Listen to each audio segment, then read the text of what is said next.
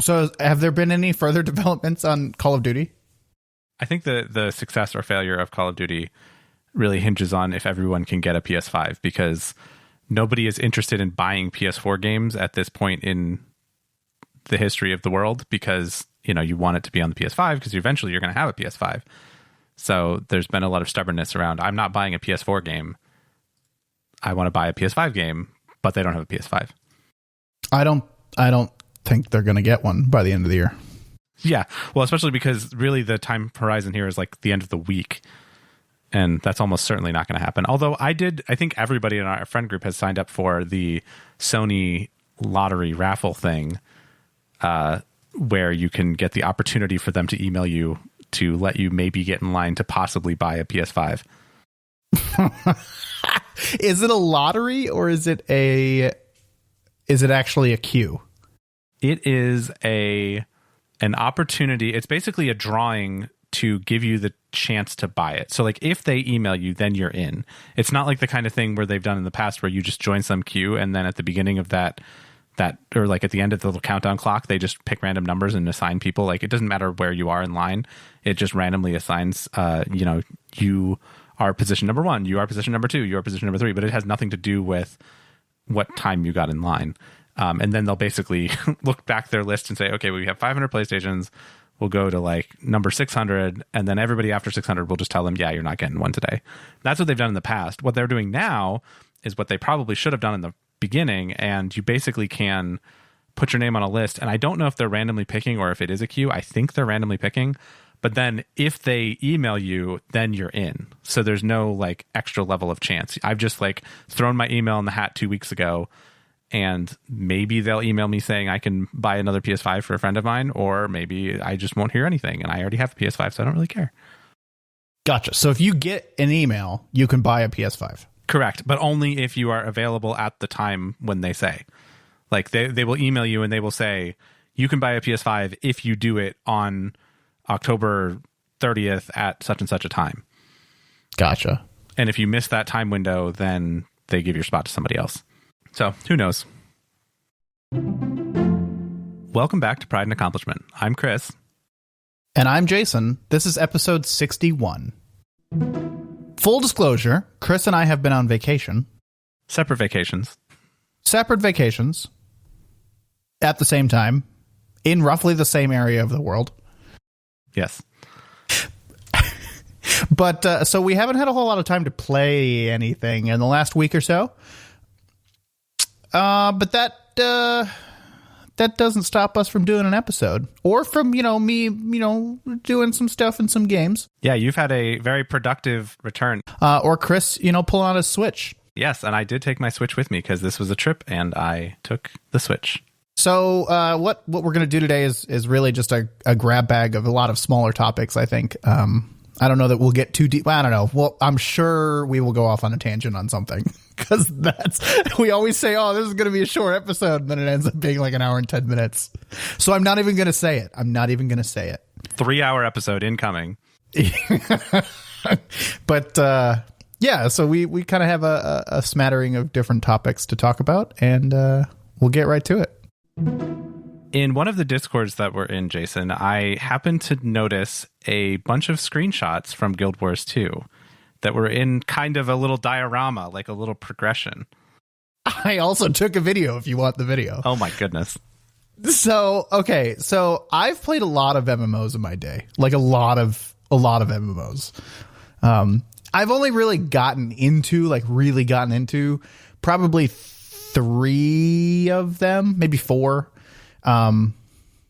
But I've played a lot of them and never in any MMO have I gotten to what I would consider like truly end game.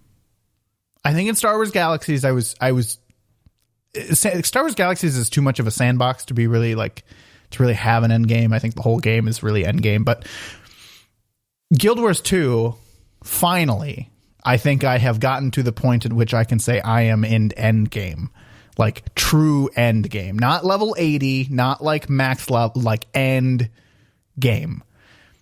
And I can say that now. I think I'm all grown up. I'm a big boy now because as soon as I got back from vacation, I built my very first legendary equipment piece. Wow. Yeah, you sound so excited. I was really excited. I took pictures of the whole process and I took a video and it was great. So I know that you've been working on this for at least a month and been talking about all these things you have to do every day and, got to make sure I talk to this guy or gather this thing because it's time gated daily and all of this stuff. So I know this is actually a really big accomplishment from a game perspective. I thought about trying to start a legendary during this process because you seem to be enjoying it, sort of. And then I looked into it and I was like, well, this is going to be way more effort and time than I'm willing to put into this. But I am very glad that you have found something that you really enjoy in this. And I think that's really cool. And now I will always be jealous of the little planets that are surrounding your head whenever we play Guild Wars. Yeah, yes. So it has given really good purpose to a very horizontal progression kind of game. It has given a very good vertical progression purpose to a very horizontal game. And that once I realized that it really wasn't going to be that hard, it was just going to take a lot of time. That's when I really started going after it. So if you know Guild Wars 2, I built Aurora, which is the Living World Season 3 Amulet Legendary. It, by my estimations, I think it took about 150 hours of concentrated effort. I played more than that over the last couple of months. I wouldn't say every hour I played Guild Wars 2 was in pursuit of it, but I would say 150 hours were purely I did them because of this legendary. And I would say it took over 300 gold, which was more than half of what I had. And more than Chris has ever had in the game. Yeah, it's double what I currently have in the game anyway, and Jason just went and spent it on this purple necklace. I needed to buy some crafting materials. I mean, these things are expensive, but rightfully so. And it's a huge achievement for me because I'm trying to get into, I've said in some past episodes, trying to get into some new builds, some new roles, maybe some new characters, and a legendary allows me to use that one item in that one spot across all my characters, across all the builds, and it can be customized to essentially any stat. But it preserves its, usefulness, I would say, across all of everything. So I never have to earn that slot of equipment ever again on any level 80 character. So does this mean that you're just going to get necklaces now as all of your drops and you're just going to have to scrap them because you already have one? That would suck, but I bet that's true. So you mentioned that you spent a whole bunch of gold. Was that mostly because you had to, or for convenience purposes? Could you have spent even more time or waited even longer and spent less gold? Yes. Yeah. Most of the gold, there's 100 gold that you have to spend. That's just like a gold gate. There's no way around it. It comes from, it's a material that comes from a vendor, and there's no way around it. The other, I don't know, 200 to 300 gold was on the trading post. I was purchasing essentially crafting materials that I needed, that I didn't want to earn. I did some research actually, and I said, I was like, hey, what's the best way to grind these? If I wanted to put the time in, what was the best way to do it? And literally all of the advice out there was just grind the gold, do what you enjoy doing in the game to get the gold and just buy it.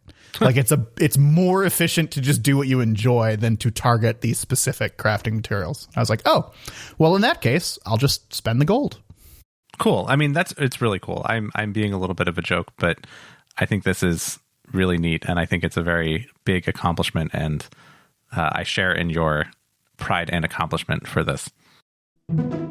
Chris, do you want to talk a little bit about your favorite game that has come out this year? Okay, all right. I think you're painting me as a little negative here, and we haven't even started talking about it.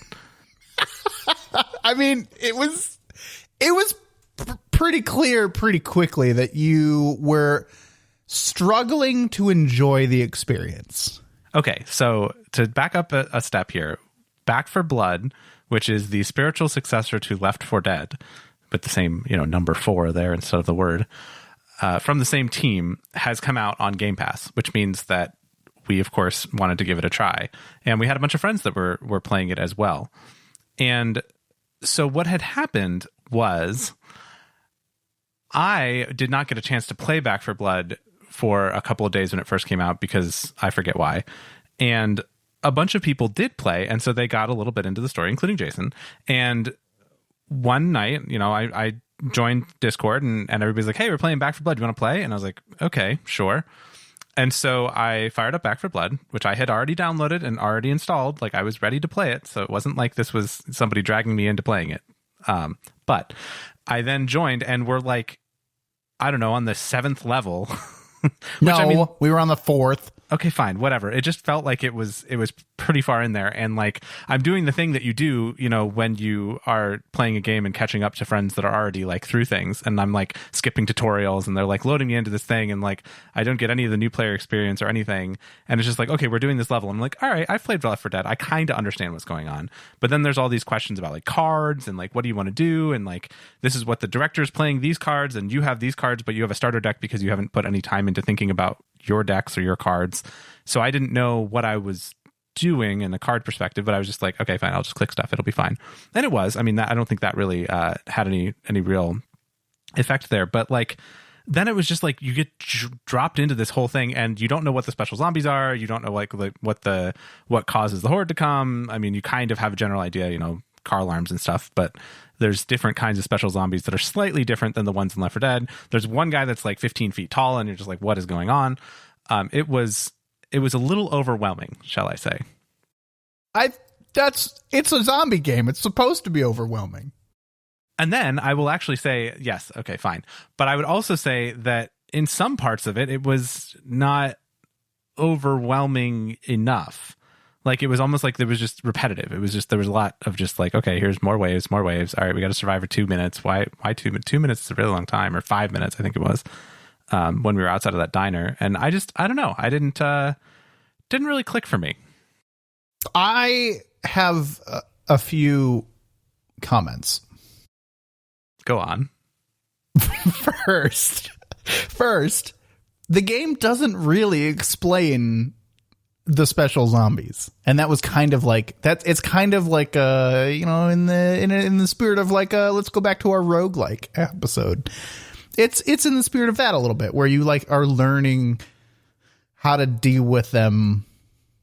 I mean, I would say yes. Okay, I had dealt with them a little bit in the 3 levels prior, but like it's not like it walks you through a tutorial of like what these different zombies are.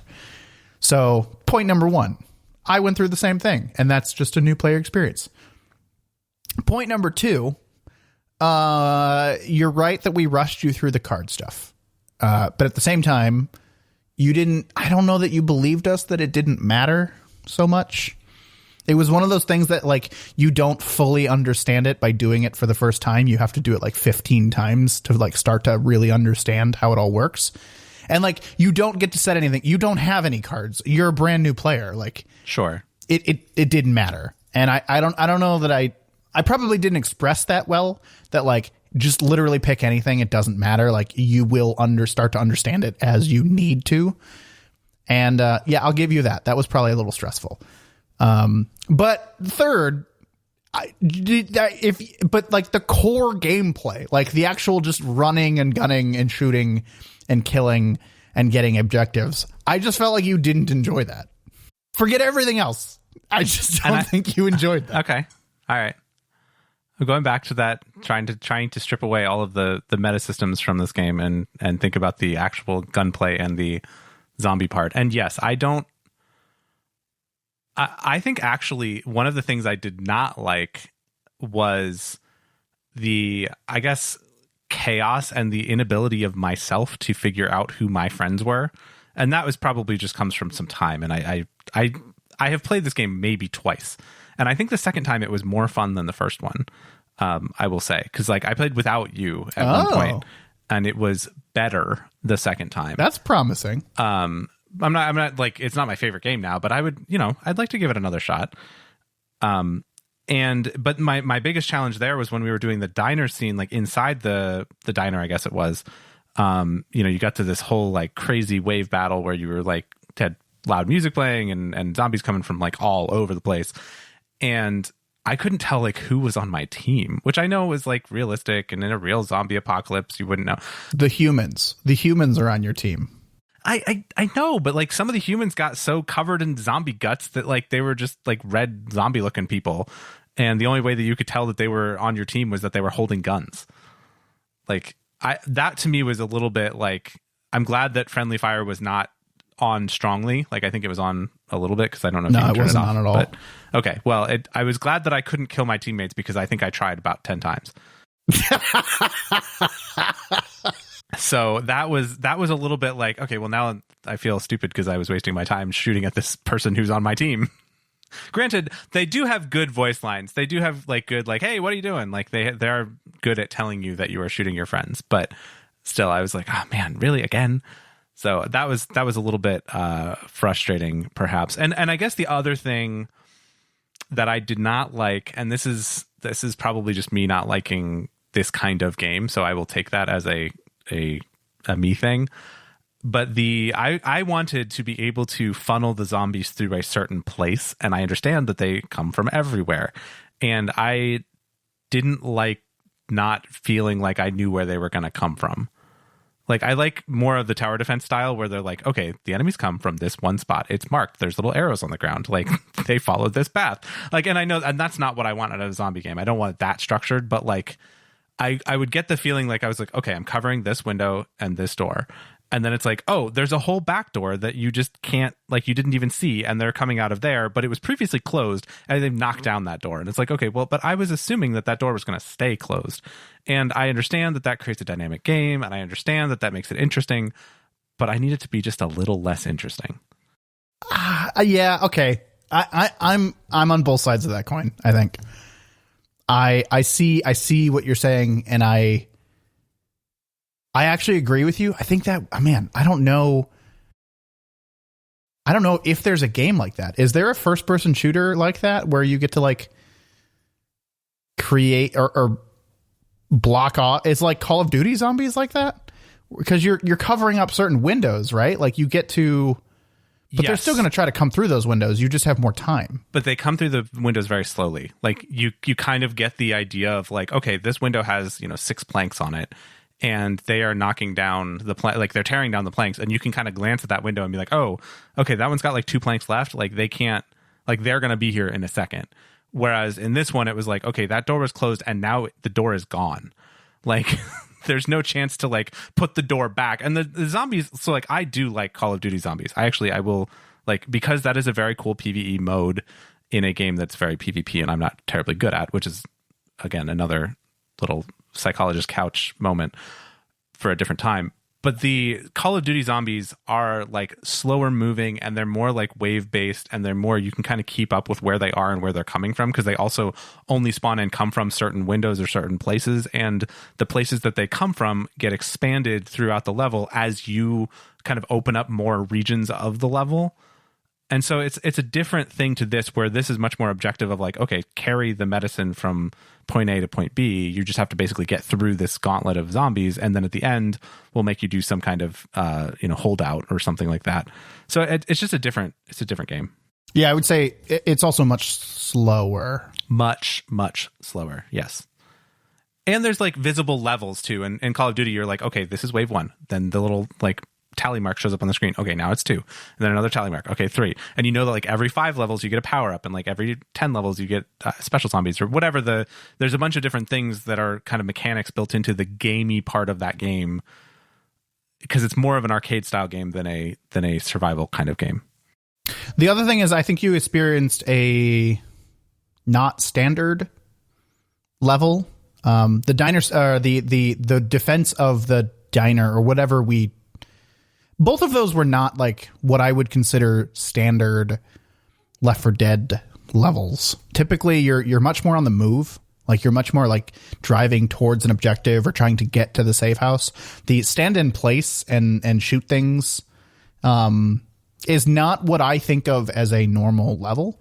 So they're coming from the walls or the doors, or they're breaking down the doors, and the game is dynamic. Like, yeah, it's cool. I like it. I think chaos is an element of the game that is within the brand, but it is typically much less concerning, because the game to me is a lot more about kiting the enemies. It's a lot more about keeping moving, and like they tend to follow you around in a big circle and staying with your team while being on the move. That's what the game is like. That's what I remember more from Left 4 Dead. And I like that part of it, of Left 4 Dead, and I think I like that part of this game too. I just haven't experienced enough of it. Yeah, I like the game. I think you're maybe getting there a little bit, but I from the other viewpoint, I played at least all of Left 4 Dead, right? Like I played the whole story at least once. Left 4 Dead 2. I never played Left 4 Dead 1, but I played all of Left 4 Dead 2.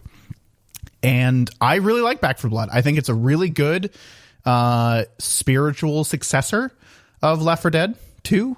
I think I really like the changes they've made, like the weapon customization and the weapon level, and the cards are fine. Like I haven't gotten to the point where the cards matter yet, because I'm still playing on easy, and I'm still like everything in the game is new, and I think part of the cards are to keep the game new longer, in that they add a random element to it. So they haven't really mattered yet to me, but I like it. I think it's cool. I like the game, and of like all of the co-op shooters out there, this would probably be the one that I would pick up first if I were looking for a co-op shooter.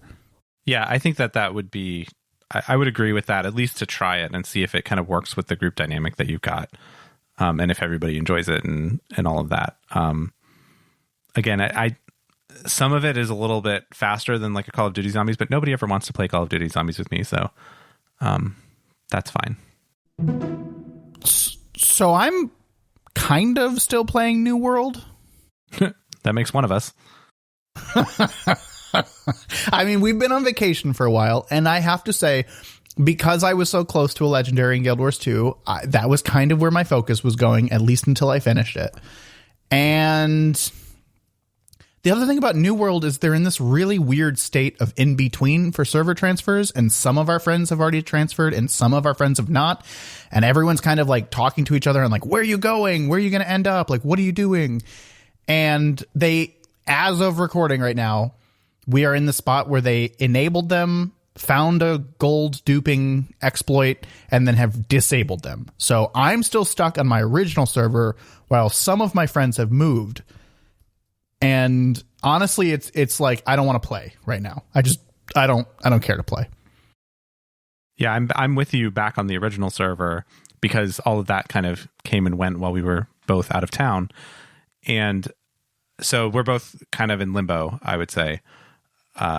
I would like to play more New World. Like I would like to kind of get back into it with people. Like I'm not going to sit down and play New World by myself. I might sit down and play Guild Wars by myself. I'm definitely not going to sit down and play New World by myself for the most part. Well, I've got a little bit of bad news. Why? You and I are a little behind in level. Yeah, but see, that's we could level together, you and I. Like we could be our own little troop here.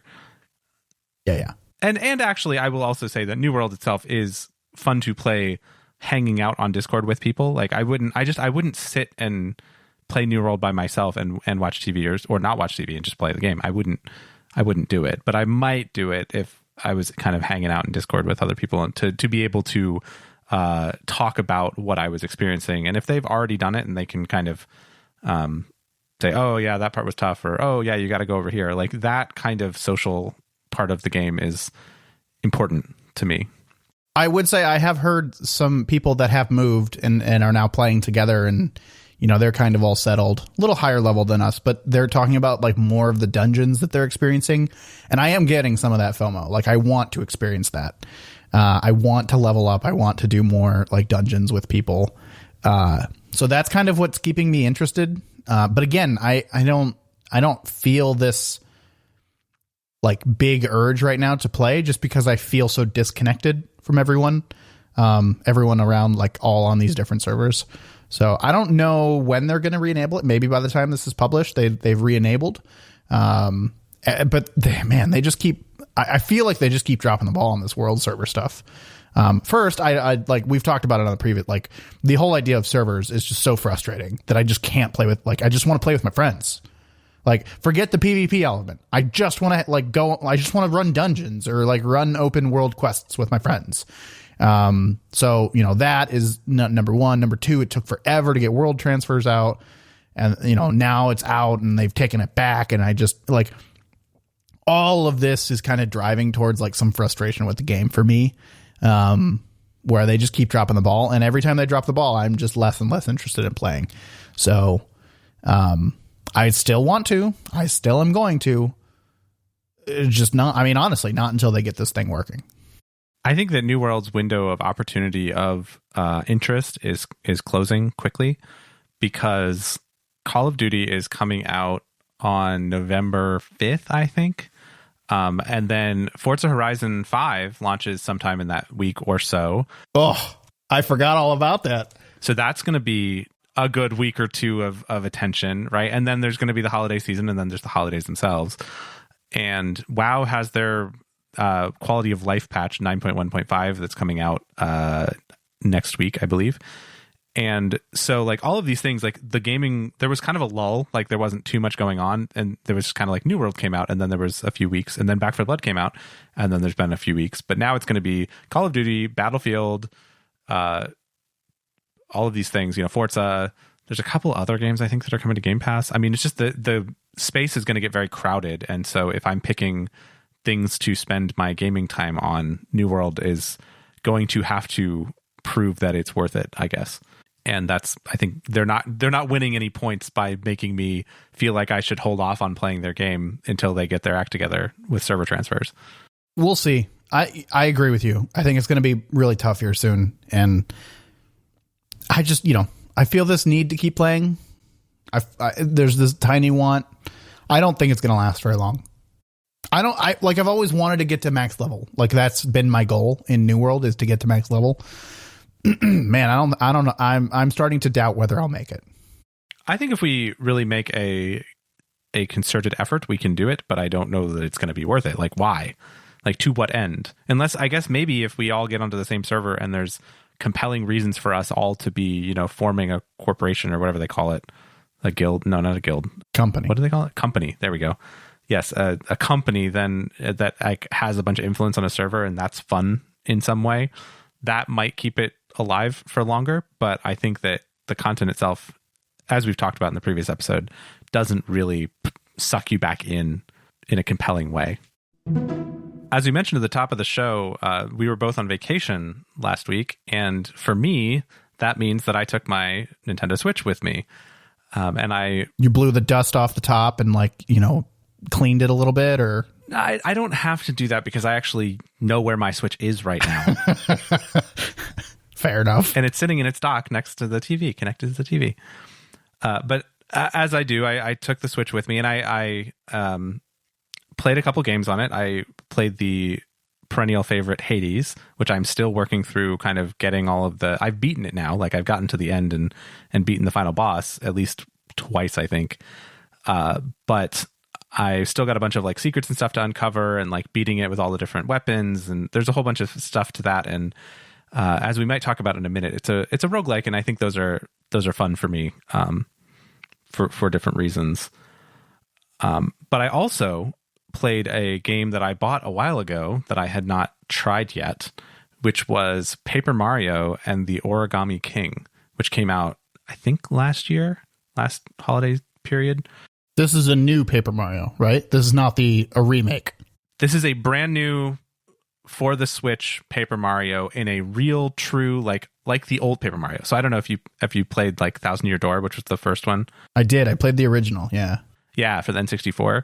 That thing was great. Like, it had like the RPG, like you'd walk around and then you'd have the battles, and then you'd level up your party and all this stuff. And they had a lot of really good like jokes and stuff, and it was like a really cool concept because they had this paper world where everybody was made out of flat paper, and it was a really charming kind of environment. And then they messed it up by doing something on the DS, I think, and then they did a Wii version that was just trying to be more platformy, and that's just not what Paper Mario is. And now they're back with more of an RPG style to Paper Mario, the Origami King. Did you beat it? Did you play the whole game? No. I am right about to fight the first boss. And about how many hours in? Oh, I would say that's probably 2 hours maybe of actual playtime. Oh, okay. So like it's probably a 30-hour game total, like maybe, I don't know.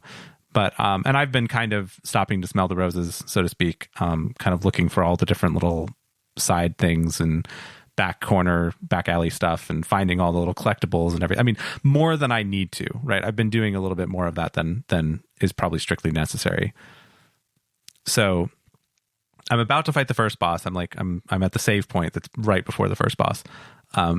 But so far it's actually been pretty interesting.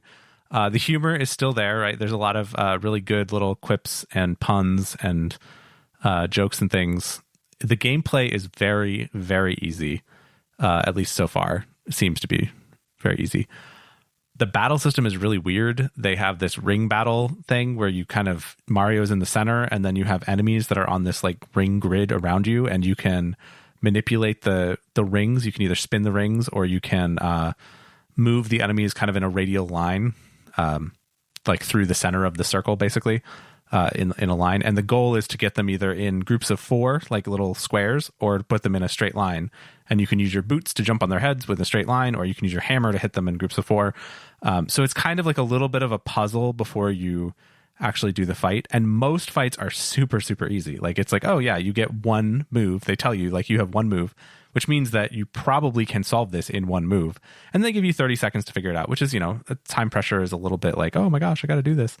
But it's generally pretty easy to actually like solve this little puzzle, and most fights are over in a few seconds. So that's kind of nice because like the random encounters, you don't have to belabor the point too much. But then sometimes they hit you with a hard one, and you're like, oh, I have no idea how to manipulate these to get them to all line up. I wasn't prepared for this. Yeah, I was like, I'm just expecting this little, oh yeah, move this, spin this 2 spots over to the left, and there you go, you made a line. But now you're telling me I have to. Order of operations matters, and I need to spin this guy 2 spots, then radially move it 3 spots, and then spin it again. And like I just that sometimes gets to me, and you have to take a suboptimal layout, and that's always a little bit sad. But I was really confused because this game hands out coins like candy. Like it's just crazy how many coins you get. Like I had 15,000 coins.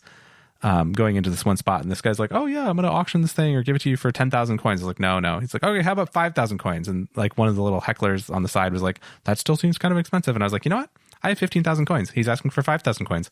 I think I will get another 5,000 coins pretty quick. Okay, fine, I'll just pay 5,000. I don't care. And so I did. Like I'm sure that the walkthrough guide says, oh, if you just say no 6 more times, I'll give it to you for 10 coins.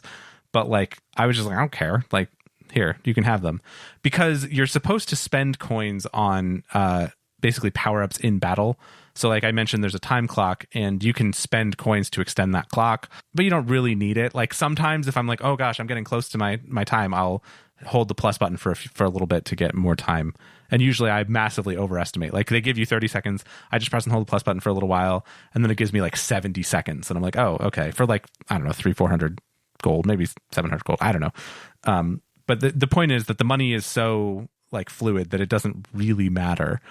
But it's been fun. I mean, I don't know. It's a good little RPG, very, very light, kind of fun story, a little funny quips. They have toads that you have to find. So like the idea is that you've got these, like the little toad characters that are in the castle for Princess Peach and all that. And there's like, I don't know, 1 million of them that have somehow all gotten folded up into various little spots around the world. And so like you just go around hitting everything with your hammer. Oh, geez. And some of them, it's like you hit this bug with a hammer and like it unfolds into a little toad, and he's like, oh, this is great, I'll never jump again. And then he goes and hops off because he was like a grasshopper or something. So like there's all sorts of fun little, I mean, it's definitely a kid's game. Like it's definitely like not, gritty or anything like that. I mean, it's Mario, but like it's fun. Like it's just a really fun Mario game. So will you continue playing it now that you're home? I actually thought about it. I was like, I might fire this up on the actual TV, like in the dock on the TV, it would be kind of fun to play through. But honestly, I probably won't, just because I'll have other things that I will do. But I did at least consider that. It sounds like a good game that you can pick up anytime you leave the house, though. And that's the thing, is like, if I was going to go on a plane flight tomorrow, I would take this with me and I'd probably play another hour of Paper Mario. But I was also bouncing between Paper Mario and Hades and a little bit of Slay the Spire, but mostly just Hades and Paper Mario. So you've beat Hades at least twice. Have you beat Returnal yet? No. I'm sorry. No, it's fine. It's actually not a point of contention for me. I still enjoy Returnal, even though I am making slow progress. So I made it to the third biome, I believe, and I don't know how many there are exactly. Although I think I read somewhere there might be 6, which is crazy to me that I'm only halfway through. That does not make sense to me.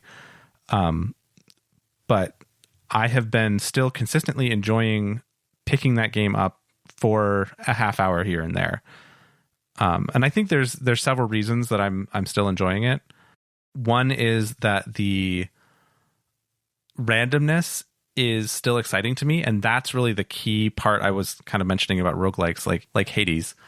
I was really thinking the roguelikes I really like because there is kind of that randomness to the run, and if you find some good stuff, then you're like, oh, this is going to be the one. This time, I've got it. I've got all my stuff lined up. I got all the god powers for Hades. I'm going to do it. I'm going to kick their butt. And then you just get completely trounced.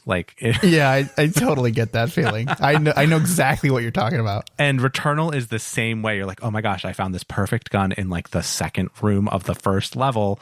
This is going to be great. It was way over leveled and I'm going to keep this for a little while. And then you start collecting, different consumables and oh, I've got the health thing. And oh, I got the astronaut figurine, which makes me revive when I die. And I've powered up the come back from life thing when you die also. So I've got 2 lives, and I'm good to go here. And then you lose both those lives in a second. And so that kind of randomness and the hope, I think that's really what it is. It's as Ted Lasso would say, it's the hope that kills you. But it's really that you're like, this time, surely I have enough stuff this time to do this. And I think that's what's keeping me playing Returnal. So you're in the third biome. I mean, I'm going to ask the question again. How many hours do you have in the game now? Oh, there's a way to find out. I should look, but probably 20. And are you still primarily playing on your PC, streaming your PS5, or do you boot this one up more often on your TV? Right now, I have my PS5 controller, because I only have one. I have the controller upstairs next to my gaming PC. So I have been kind of streaming it because it's a cool thing that I can do to just stream Returnal for a little bit while I'm chatting with people in Discord. Now, if they had Discord support on the PS5, hint, hint, Sony, come on, which I think they kind of announced, and I'm hoping that they will. They announced, but I don't know any details on. Supposed to come in early 2022. When it happens, we will talk about it on this show for sure. Yes.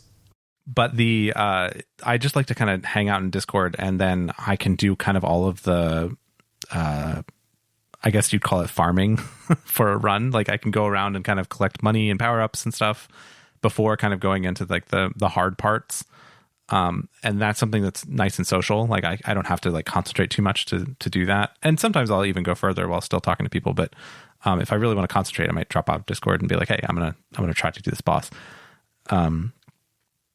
But that's been I've enjoyed kind of being able to stream that because I have a multi-screen setup here, and it's a little bit easier to kind of do that than it is to on the TV. Because I could Discord on my phone and play on the TV, but I'm not going to do that.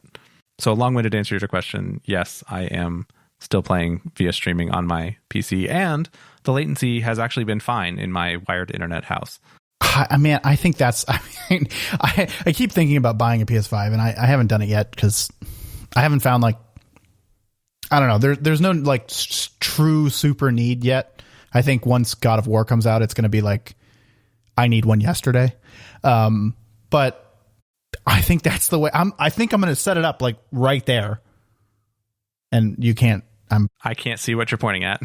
Great podcast material. I'm going to set it up right there, right next to my PC. And I don't know that I'll ever play it directly. Well, so if you're going to do that, though, if you're going to have it physically on the same desk as the monitor, why wouldn't you just flip the input to the PlayStation? Because I want to be able to minimize it. Why? Or move it around. Why? Or put it on a different monitor. Why? What do you mean, why? I mean, like, but why? Why? Because I want to be able to alt-tab out of it, or I don't know. It just seems better. I suppose. I mean, really, you could just... I actually have a really neat little device. Like, it's a little box that has 2 HDMI ports on one side and 1 HDMI port on the other side, and a little mechanical button, and it switches the... It goes either way, I think. Well, no, I guess it only goes the one way. But it basically switches between 2 different computers as input for 1 HDMI port of a monitor. It's super nice. It's super fast. No, I don't need that. I don't need the whole thing to flicker. I don't need my whole desktop to flicker and everything to readjust with the resolution. I don't need that. Just put the PS5 up in a window. Okay. Whatever. I mean, I get what you're saying. Respectfully, no. Don't you have like a TV mounted on the wall above your desk? Yes, I absolutely have a 55-inch TV mounted on. That's the perfect place to put the PlayStation. No. That's like ideal. I mean, maybe I might do that. That's not a bad idea. I plugged the PS5, but honestly, the number of times that I'm going to boot up the PS5 to put on the TV rather than just play it on the screen in front of me that is going to be streamed to my computer. It's just why even plug it in? Oh my gosh. I mean, it's the same thing again, where if you could get Discord voice chat on the PlayStation with like through that interface, I think it would make that whole thing much easier. Although you've got super headphones that you could do multi-input anyway. But like for me, a big piece of it is being able to mix basically Discord audio with game audio from the PlayStation. Oh, yeah. I didn't even think about that. Like that's a good thing for me. And that's why kind of streaming is a good thing. I mean, for me, the PlayStation is downstairs, the computer's upstairs. So like the only way that I'm going to do both of those things at the same time is through some kind of streaming. But the being able to mix the audio together for me is another big plus. I never minimize I mean, if I've got the PlayStation thing up, I'm almost never switching away from it to do something on the computer. I mean, occasionally, very occasionally, but it's not like I can't do that on kind of the second or third screen that I have here. So like if thinking of like a 3-screen setup, if you just... Well, yeah, but you just move your mouse to the right. Fine. But you're not using your mouse because you got a controller in your hand. Like... yeah, okay, fine. So I put the controller down. Anyway, it doesn't matter. We will agree to disagree on this one. None of it matters. I don't have a PS5. That's true. That's true. But if you did get a PS5 and you wanted a roguelike game to play on it, I would highly recommend Returnal. Yeah, no, I like the combat style of it. I like watching you play. I'm definitely like it is on my list to actually pick up. Yeah, and then you can beat the whole game in like 6 hours, and then you can brag to me about how bad I am at shooters. Yeah. If you want to brag to Chris about how good you are at shooters, you can get in touch with us. Or let us know what you're playing. Or, I don't know, today was a grab bag. Let us just talk to us. I don't know. Whatever. You can get in contact with us by joining our Discord, which you can get to at discord.pnapodcast.com. If you'd like to find any of our older episodes where we talked about all of New World's problems, or you'd like to get in touch with us via email or read our show notes, you can visit our website at pnapodcast.com. That's P, the letter N, and the letter A, podcast.com. If you're enjoying the show, we would just ask that you could share it with someone else that may enjoy it as well. Thanks for listening, everyone. We'll talk to you next time. So, Chris, I've been trying so hard. I've just for 2 days, because I got back a day earlier than you did, and I was just I can't text him, I can't call him, I can't do anything. But I need to know everything that Chris, because we talked for I don't know, 10 minutes about the Macs, the day it happened, and then we have not spoken about it since. Yes, with any luck, this is the last episode of P&A that I'm recording on my old Mac laptop, although we might get one more in there before the new one comes. But in case you haven't heard, dear listener, Apple had their Unleashed event last week where they announced the M1 Pro and M1 Max chips, Apple Silicon CPUs, basically. and new MacBook Pros to go with. And I have been waiting, as if you've listened to this show for more than one episode, you would know, I have been waiting forever for something to replace my 2015 13-inch MacBook Pro. And now there are two choices. There's a 14-inch and a 16-inch, and there's two choices of processor with a whole bunch of options and lots of memory choices and storage choices and everything else. And I have finally ordered a new computer. Yeah, so the one you have now is what, 10, 9, 12 years old? No, I just said it was a 2015. It's only 6.5, almost 7 years old. No, it's still like the unibody thing. No, yeah, it's the one. So right before they went to the USB-C connectors, like literally. It's got a metal body. Yeah, okay, no, I'm thinking of a different one. I don't have the one that had the full-size DVI port on it, because I have one of those. I own one of those, but that's not the one that I'm using right now. That one was 2008, I believe. And so that thing would be forever old. Yeah, no, this one is the one the last one that had real ports. So it had an HDMI port, it had two regular USB-A ports, a headphone jack, and two Thunderbolt 2 ports, which look like mini DisplayPort connectors that nobody knows what they're for. What's inside of it? It is a dual-core 3.1 gigahertz i7. Oof. But it's an Intel. It's an Intel i7. But it's only 2 cores. My gosh. And it's got 16 gigs of RAM.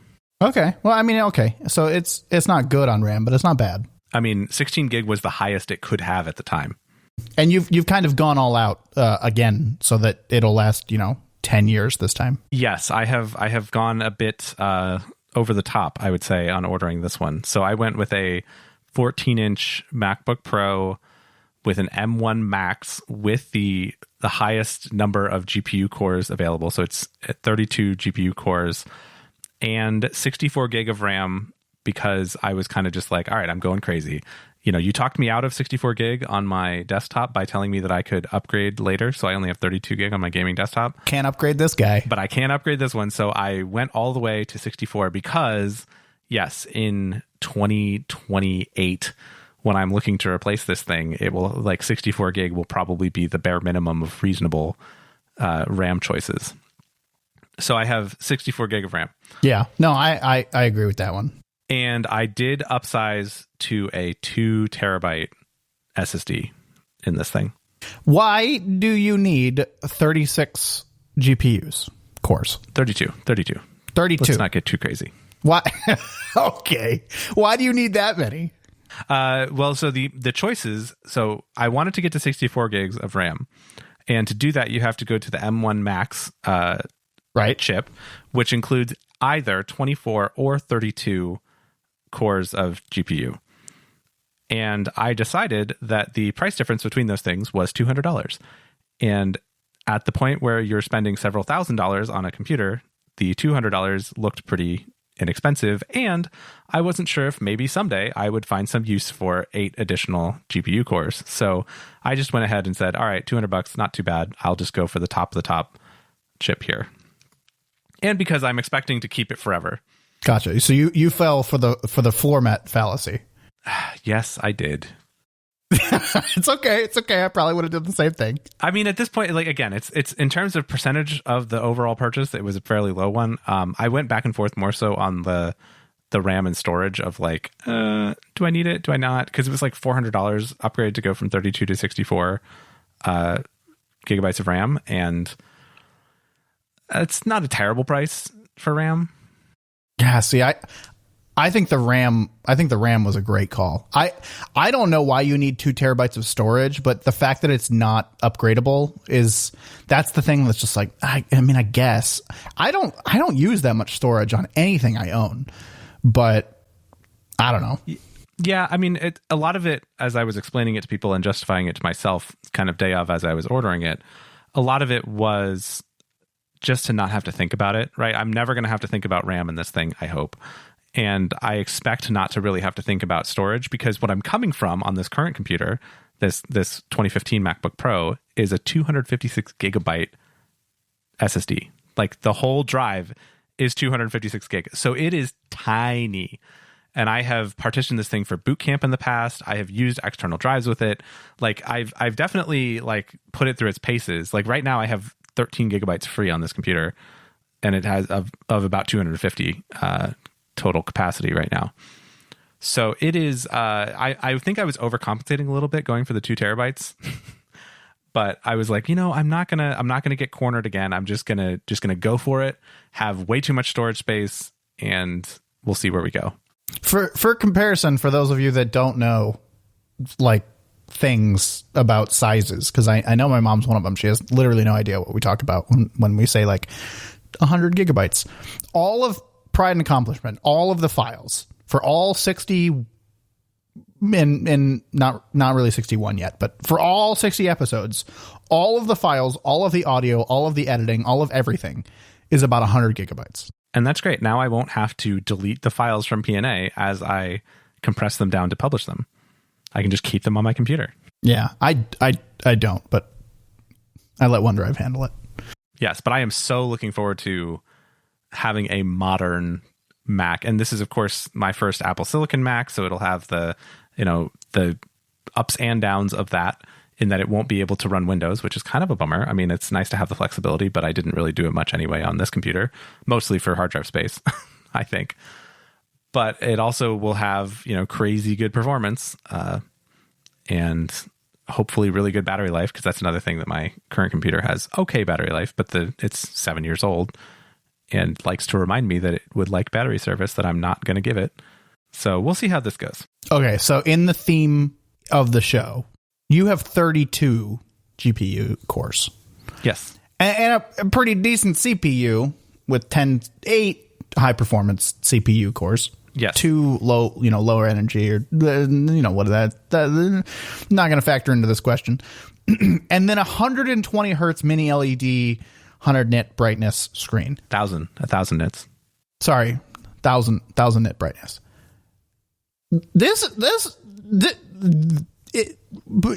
Theoretically, it should be a decent gaming laptop. Yes, except for one thing. It doesn't run Windows. It doesn't run Windows, and nobody makes games for Mac. That's not true, but almost nobody makes games for Mac. So putting that aside for a second, if a game would in your mind, this thing should be able to crank out a game on pretty high settings pretty nicely.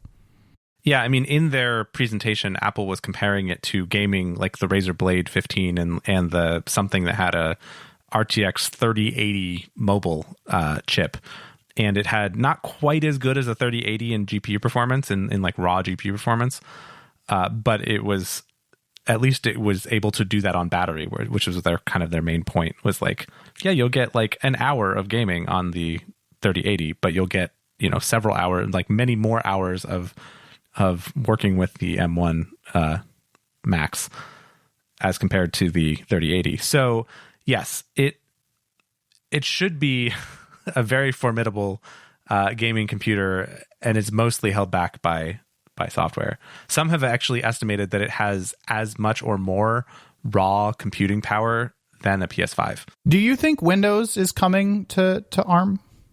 Well, Windows on ARM is already, like, there is a build of Windows for ARM, but I don't think... Do you think fully supported Windows is coming to ARM? I don't know that fully supported Windows on these Macs is in the cards, but it's possible. I mean, it could happen. But even if that did happen, I don't know that would mean that gaming would come to that version of Windows. No, that's true. They have to compile, to get a little bit really in the weeds, you'd have to compile for the ARM architecture. And given how many games that are on Steam that got kind of obsoleted when the Mac dropped 32-bit support, I'm not very optimistic that games would come in and recompile for different architectures. Yeah, that's fair. However, World of Warcraft has a native M1 build for the Mac. No kidding. And Eve does now too. And so does Eve, so I'm all set for MMOs. And I've got a big enough SSD to store all of it.